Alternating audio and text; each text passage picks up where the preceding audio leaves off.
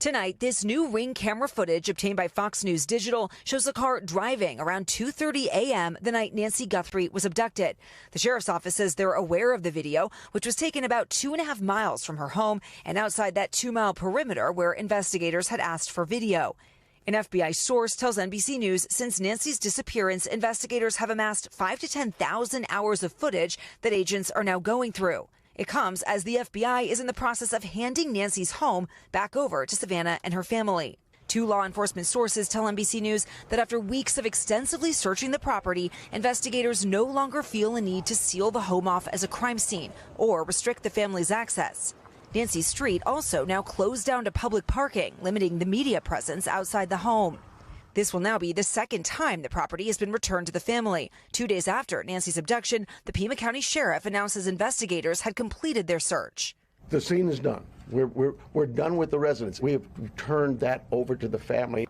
But a day after the sheriff said that, the property was sealed off, this time by the FBI. The main significance of handing the house back is that is going to be the end of the ability to collect evidence. Any evidence that they would collect, any defense attorney would say, this could be contaminated, this could have been planted. This is the end of the line as far as collecting evidence goes.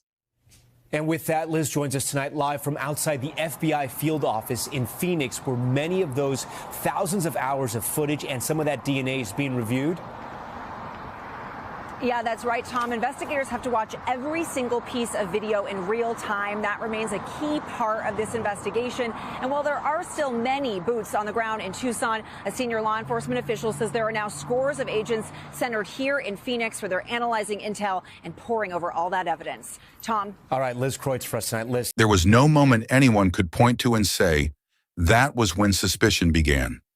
No single sentence, no sudden revelation, no dramatic turning point. Instead, it arrived quietly, almost politely, like a question no one intended to ask out loud. In the early days of Nancy Guthrie's disappearance, attention moved in predictable directions. Investigators searched outward: roads, surveillance cameras, strangers, passing vehicles, unfamiliar faces. The assumption was simple because it felt safer. Something had come from outside and taken her away. Communities prefer that explanation. Outsiders feel containable. Randomness feels temporary. But investigations do not remain guided by comfort for long. Evidence changes direction. Patterns begin to narrow. And sometimes the most unsettling shift is not toward a suspect, but toward proximity. Toward the people already inside the story. Before we continue, I want to welcome you to the channel. One, we look for the truth in the shadows of cold cases and closed files. If you value this kind of deep dive investigation, please consider subscribing. And as we begin this journey together, I'd love to know where you're watching from today. Whether you're joining us from the United States, Canada, Australia, or anywhere else in the world, leave a comment below. It helps us remember that these stories, though local, touch hearts across the globe. The investigation into Nancy Guthrie's disappearance did not begin with suspicion directed at family members. It rarely does. Families are first viewed as victims alongside the missing person. They organize searches, they speak to media, they hold on to hope longer than anyone else.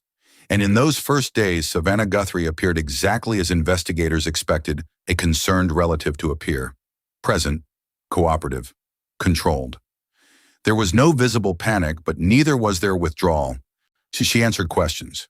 She repeated timelines. She participated in conversations that felt procedural rather than emotional. And at the time, nothing about that stood out. Grief expresses itself differently in every individual. Investigators know this well. Some people cry immediately. Others become intensely practical. Some speak constantly. Others retreat into silence. Behavior alone does not establish suspicion. Consistency does. And consistency was what investigators were measuring from the very beginning. Nancy Guthrie's life, according to friends and neighbors, followed routine. Routine is the invisible architecture of daily living. Morning habits, phone calls, errands, familiar routes. When someone disappears, investigators reconstruct routine first because deviation reveals opportunity.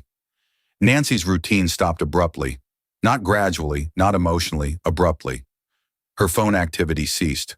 So scheduled obligations went unmet. Messages remained unanswered. The silence felt unnatural to those who knew her. Early searches produced no sign of forced entry. Doors intact, windows undisturbed, personal belongings left behind. Absence without disruption is one of the most complex investigative scenarios. It suggests either voluntary departure or controlled interaction with someone trusted. That distinction shaped everything that followed. Interviews expanded inward. Family timelines became essential, not accusatory, simply necessary. Investigators asked everyone the same structured questions. When was the last contact? What was said? Did anything feel unusual? Savannah's answers aligned with known facts at first. Times matched digital records. Movements appeared ordinary. Yet investigators do not rely on single interviews. They revisit conversations repeatedly, comparing phrasing, sequencing, emotional emphasis. Memory is fluid. A truth tends to remain stable even as wording changes. What investigators listen for is not contradiction alone, but adjustment. Adjustment is subtle, a detail added later, a time clarified differently, a description softened. These shifts rarely mean deception. Stress alters recall, but when adjustments accumulate, they attract attention. Days into the investigation, analysts reviewing communication logs noticed something small, not dramatic, not incriminating, simply unusual. A pattern of contact between family members that appeared more structured than spontaneous. Calls placed at precise intervals, messages short, efficient, almost logistical. Under normal circumstances, this might mean nothing, but in disappearance cases, structure becomes data. Investigators began mapping interactions visually, creating timelines that layered digital movement over personal statements. And slowly, questions emerged. Not accusations, only questions. Why were certain conversations deleted while others remained? Why did specific gaps exist during critical hours? Technology preserves absence as clearly as presence. Deleted data leaves shadows, and those shadows prompted investigators to widen their analysis. It was during this phase that Savannah Guthrie's role within the timeline became more closely examined. Not because evidence pointed toward wrongdoing, but because proximity demanded clarity. Proximity is investigative gravity. The closer someone stands to the center of an event, the more precisely their movements must align with known facts. Investigators requested additional interviews. Tone remained calm, professional, routine. Savannah complied. Observers later described her demeanor as composed, attentive, careful with wording. Again, none of this indicated guilt, but investigators noticed something else. Answers that resolved questions before they were fully asked. Anticipation can signal preparation. Preparation can signal anxiety, or simply intelligence, determining which requires time. Meanwhile, forensic teams processed physical evidence collected from Nancy's home. Trace analysis focuses on transfer, fibers, skin cells, microscopic residue. Every environment records interaction, whether people realize it or not. Early results did not confirm violence, but they also did not fully support voluntary departure. The ambiguity deepened investigative focus rather than reducing it. The public attention began shifting as media coverage expanded. Online discussions speculated wildly, often without evidence. Investigators ignored speculation. Their concern was alignment. Statements must align with data. Data must align with physical reality. When alignment fractures, investigation accelerates. Analysts discovered that one previously overlooked visit to Nancy's home occurred shortly before her disappearance. The visit itself was not secret. It had been mentioned casually, but timestamps suggested longer presence than initially described. Investigators returned to interviews, asking for clarification. Clarification is not confrontation, it is refinement. Savannah explained the discrepancy as confusion over time perception, a common occurrence under stress. Investigators documented the explanation and continued working. Still, the timeline required adjustment, and each adjustment reshaped investigative theory slightly. Whereas psychological consultants involved in the case emphasize an important principle. People rarely conceal major events through dramatic lies. Instead, concealment, when it exists, appears through minimization, shortened durations, reduced emotional weight, ordinary framing of meaningful moments. Whether this principle applied remained unknown, But investigators noted behavioral patterns carefully. Publicly, authorities maintained neutrality. No suspects named, no accusations made.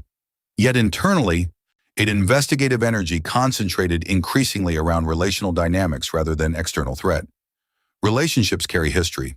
History contains motive, misunderstanding, loyalty, resentment, and protection. Protection, investigators know, can complicate truth without intending harm. Families sometimes shield one another instinctively, not to obstruct justice, but to preserve emotional stability.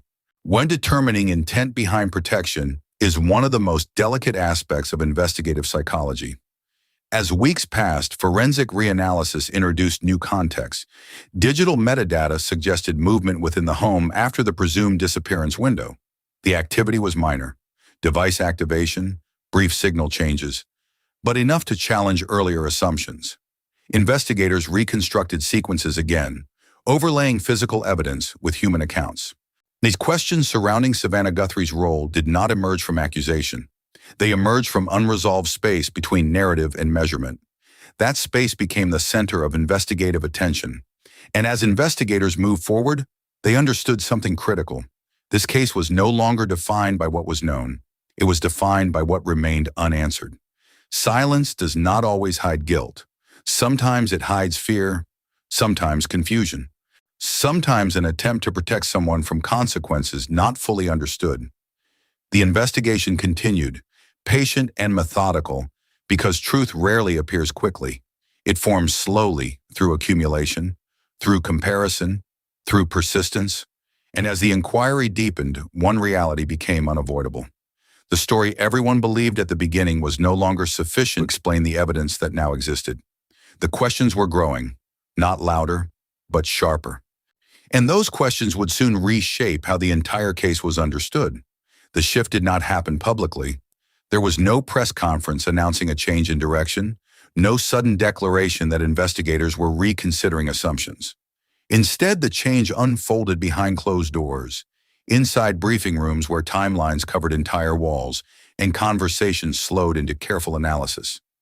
Investigators began revisiting the earliest hours of the case, and not because they believed mistakes had been made, but because early certainty can obscure subtle contradictions. In missing person investigations, the first narrative often becomes the strongest influence on perception. Once a story takes hold, every new detail risks being interpreted through that lens. The possibility that Nancy Guthrie's disappearance might not align with initial assumptions required investigators to temporarily abandon the story they had been telling themselves. But that process is uncomfortable. It demands humility. It demands the willingness to admit that absence may mean something different than first believed. Analysts reviewed surveillance footage again, this time frame by frame, extending observation windows beyond previously examined intervals. Vehicles passing through the neighborhood were cataloged again. Pedestrian movement was reanalyzed. Patterns that once appeared ordinary were reconsidered under new hypotheses. Nothing dramatic appeared. No visible struggle, no stranger lingering suspiciously. The neighborhood looked exactly as it always had, quiet, routine, unremarkable. And yet the lack of external disruption increasingly suggested that whatever happened to Nancy occurred within familiarity rather than intrusion. Familiarity alters investigative logic. A person does not prepare defensively around someone they trust. Doors remain unlocked. Conversations occur without fear. A routine continues uninterrupted until something shifts internally rather than externally. Investigators began studying relational dynamics more closely. Not accusations, not conclusions, simply context. They examined communication tone between family members over months preceding the disappearance. Linguistic analysts noted subtle changes. Shorter responses, delayed replies, logistical language replacing emotional language. These shifts were gradual and almost invisible without comparative analysis. Human relationships rarely collapse suddenly. They erode quietly. Savannah Guthrie's communications became part of this broader review, not isolated, but interconnected with others. Her messages did not contain threats or overt conflict. Instead, analysts observed increasing efficiency in communication, conversations focused on coordination rather than connection. Again, this was not evidence of wrongdoing. It was data reflecting emotional climate. Emotional climate matters because behavior does not occur in isolation. It grows within context. Investigators sought to understand whether tension, stress, or unresolved conflict might have shaped interactions during the days before Nancy vanished. Friends described Nancy as hopeful, someone attempting to maintain stability even during disagreement. Hope can sometimes conceal strain.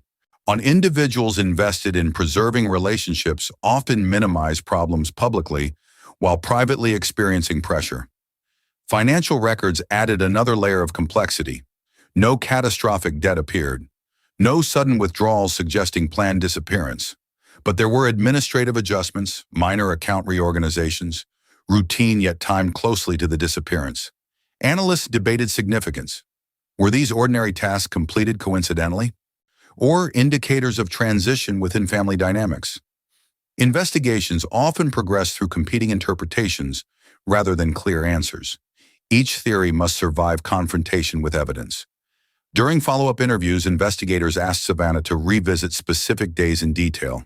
Not broad summaries, but minute reconstruction. What time did she arrive? What was discussed? Which rooms were entered? Memory reconstruction can reveal consistency or reveal strain. Air observers noted that Savannah remained cooperative, though increasingly cautious in phrasing. Words slowed. Pauses lengthened before answers.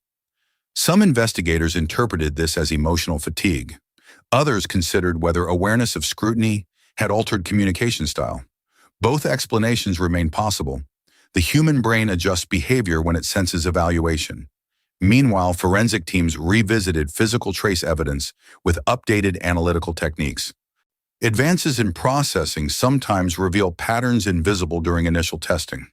Secondary analysis identified touch DNA in locations not previously prioritized. The presence itself proved little. Homes accumulate countless interactions. But placement raised questions about timing relative to stated movements. Investigators cross-referenced these findings against digital timestamps. Alignment remained incomplete, not contradictory enough to accuse, yet insufficiently aligned to dismiss. Whilst this middle ground is where investigations become psychologically complex. Certainty dissolves. Patience becomes essential. Publicly, speculation intensified. Online communities constructed elaborate theories, assigning motives without evidence. Investigators deliberately avoided engaging with public narratives. Their responsibility was not to satisfy curiosity, but to preserve accuracy. Inside the investigative team, a discussion increasingly focused on behavioral interpretation rather than physical evidence alone. Consultants explain that when individuals feel trapped between loyalty and truth, communication often becomes controlled rather than deceptive. Answers remain technically accurate while omitting emotional context. This distinction matters because omission is not always intentional manipulation. Sometimes it reflects internal conflict. Detectives revisited earlier interview recordings, one studying tone as carefully as content. Micro-expressions, breathing patterns, response timing, all analyzed cautiously. No single indicator holds meaning alone. Patterns emerge only through repetition. One recurring observation stood out. Moments when Nancy's future plans were discussed produced subtle hesitation. Not refusal, not contradiction, simply delay. Investigators wondered whether those pauses reflected uncertainty about events already unfolding at that time. And the investigation expanded outward again briefly, ensuring alternative explanations were fully exhausted. Potential external suspects were reviewed once more. Travel records examined. Known offenders cross-checked. Nothing connected convincingly.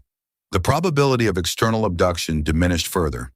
Internally, investigators reframed the case not as kidnapping, but as unexplained disappearance within a closed relational environment. That reframing altered investigative strategy entirely. Instead of searching for intrusion, they searched for sequence. Sequence asks a different question. Not who entered, but what changed. Every conversation preceding the disappearance was analyzed for emotional inflection. Friends recalled Nancy expressing concern about unresolved issues but declining to elaborate. Privacy is common in family matters, yet investigators noted the pattern of partial disclosure. Individuals sometimes signal distress indirectly when they are uncertain whom to trust fully. Savannah's public demeanor remained steady throughout media coverage. She avoided speculation, expressed concern, and emphasized hope for answers. Some observers praised composure. Others questioned emotional restraint. Investigators avoided emotional judgment entirely. Behavior during crisis varies widely. What mattered was consistency with evidence. As forensic timelines refined, only one detail gained importance: device activity occurring after Nancy's last confirmed communication. The activity suggested interaction within the home environment, inconsistent with earlier assumptions about timing. Investigators sought explanation. Was the device moved unintentionally, activated automatically, or handled by someone present? Clarifying this detail became central because it influenced reconstruction of final hours.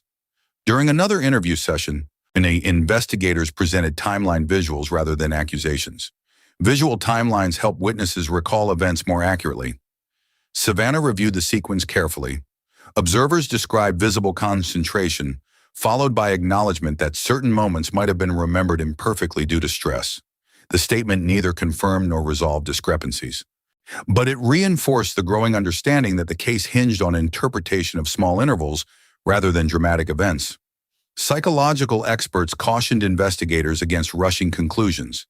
Humans often reconstruct memories unconsciously to preserve emotional coherence. The brain prefers stories that feel orderly. When reality disrupts that order, recollection adapts gradually. Investigators continued gathering corroboration rather than confrontation. When neighbors were re-interviewed months later, sometimes distance from events improves recall. One neighbor mentioned seeing familiar activity at Nancy's home later in the evening than initially reported. The observation seemed minor, but adjusted investigative modeling slightly. Small adjustments accumulate. Each one shifts probability. Each one narrows uncertainty. Meanwhile, forensic accountants reviewed transactional metadata again, searching for behavioral anomalies rather than financial motive. Patterns suggested coordination around household responsibilities shortly before the disappearance, followed by abrupt cessation. Analysts debated whether this indicated preparation for change or coincidence. In complex cases, coincidence becomes statistically less persuasive as patterns multiply. Still, investigators resisted premature interpretation. The central question remained unchanged. What happened during the window when Nancy's routine ended? As months passed, investigators recognized that the case's emotional core lay not in overt violence, but in ambiguity. Ambiguity creates tension because it denies closure. Families live suspended between hope and acceptance. Communities struggle to reconcile absence without explanation, and investigators carry the burden of uncertainty daily. And questions surrounding Savannah Guthrie's role persisted, not because of accusation, but because proximity intersected repeatedly with unresolved evidence. The investigation did not seek a villain, it sought coherence. Coherence between timelines, data, memory, and trace. Without coherence, justice cannot proceed. The deeper investigators looked, the clearer one truth became. The case was not defined by a single shocking revelation, but by accumulation of small inconsistencies that refused to disappear. Each detail alone seemed ordinary. Together, they formed a pattern still incomplete, yet impossible to ignore. The investigation moved forward slowly, deliberately, guided by restraint rather than urgency. Because in cases like this, rushing toward answers risks losing truth entirely. And truth, once lost, cannot easily be recovered. The questions remained open, suspended between possibility and proof, waiting for the moment when evidence would either align fully or fracture the story forever.